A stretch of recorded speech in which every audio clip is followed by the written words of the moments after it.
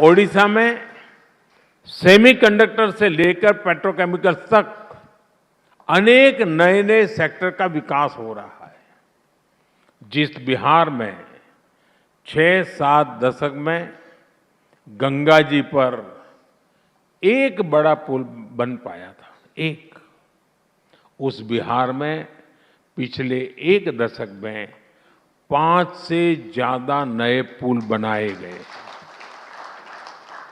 UP में कभी कट्टा मैन्युफैक्चरिंग की कहानियां कही जाती थी।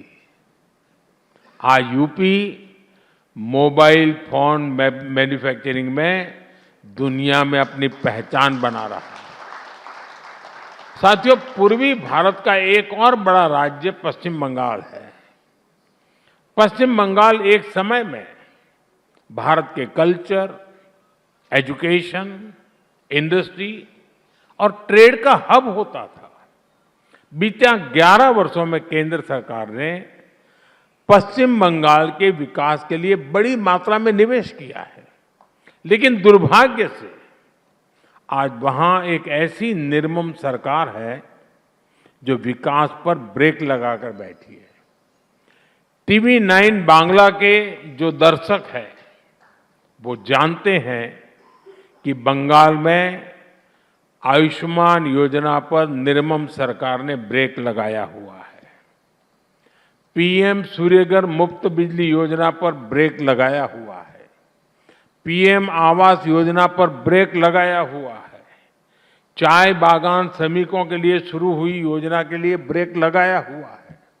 यानी विकास और जन कल्याण से ज्यादा प्राथमिकता निर्मम सरकार अपने राजनीतिक स्वार्थ को दे रही है। साथियों, देश में इस तरह की राजनीति की शुरुआत जिस दल ने की है वो अपने गुनाहों से बच नहीं सकती, और वो पार्टी है कांग्रेस। कांग्रेस पार्टी की राजनीति का एक ही लक्ष्य रहा है, किसी भी तरह विकास का विरोध। और कांग्रेस ये तब से कर रही है जब मैं गुजरात में था। गुजरात में वर्षों तक जनता ने हमें आशीर्वाद दिया, तो कांग्रेस ने उस जनादेश को स्वीकार नहीं किया। उन्होंने गुजरात की छवि पर सवाल उठाए, उसकी प्रगति को कटघरे में खड़ा किया, और जब यही विश्वास पूरे देश में दिखाई दिया तो कांग्रेस का विरोध भी रीजनल से नेशनल हो गया। साथियों, जब राजनीति में विरोध विकास के विरोध में बदल जाए, जब आलोचना देश की उपलब्धियों पर सवाल उठाने लगे, तब यह सिर्फ सरकार का विरोध नहीं रह जाता, यह देश की प्रगति से असहज होने की मानसिकता बन जाती है। आज कांग्रेस इसी मानसिकता की गुलाम बन चुकी है। आज स्थिति यह है कि देश की हर सफलता पर प्रश्न उठाया जाता है, हर उपलब्धि में कमी खोजी जाती है, और हर प्रयास के असफल होने की कामना की जाती है। कोविड के समय देश ने अपनी वैक्सीन बनाई तो कांग्रेस ने उस पर भी संदेह जताया। मेक इन इंडिया की बात हुई तो कहा गया कि यह सफल नहीं होगा। बब्बर शेख कर इसका मजाक उड़ाया गया।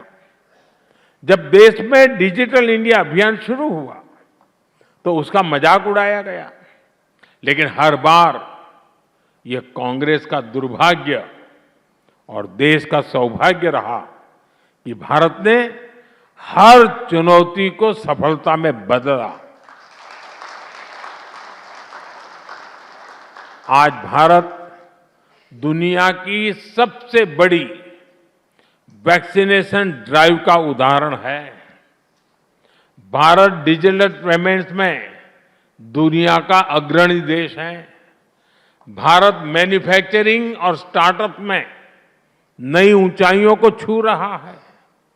साथियों, लोकतंत्र में विरोध जरूरी होता है, लेकिन विरोध और विद्वेष के बीच एक रेखा होती है। सरकार का विरोध करना लोकतांत्रिक अधिकार है, लेकिन देश को बदनाम करना यह कांग्रेस की नीयत पर सवाल खड़ा करता है। जब विरोध इस स्तर तक पहुंच जाए कि देश की उपलब्धियां भी असहज करने लगे तो यह राजनीति नहीं है, यह दृष्टिकोण की समस्या है। अभी हमने ग्लोबल एआई समिट में भी देखा है, जब पूरी दुनिया भारत में जुटी हुई थी तो कांग्रेस के लोग कपड़े फाड़ने वहां पहुंच गए। इन लोगों को देश की इज्जत की कितनी परवाह है ये इसी से पता चलता है। इसलिए आज आवश्यकता है कि देश हित को दल हित से ऊपर रखा जाए, क्योंकि अंत में राजनीति से ऊपर राष्ट्र होता है, राष्ट्र का विकास होता है। साथियों, आज का ये दिन भी हमें यही प्रेरणा देता है।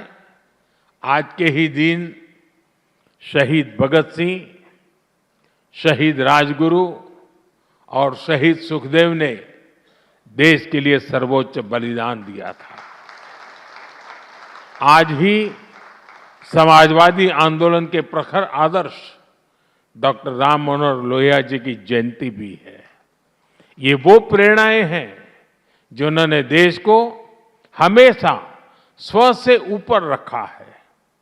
देश हित को सबसे ऊपर रखने की यही प्रेरणा भारत को विकसित भारत बनाएगी। यही प्रेरणा भारत को आत्मनिर्भर बनाएगी।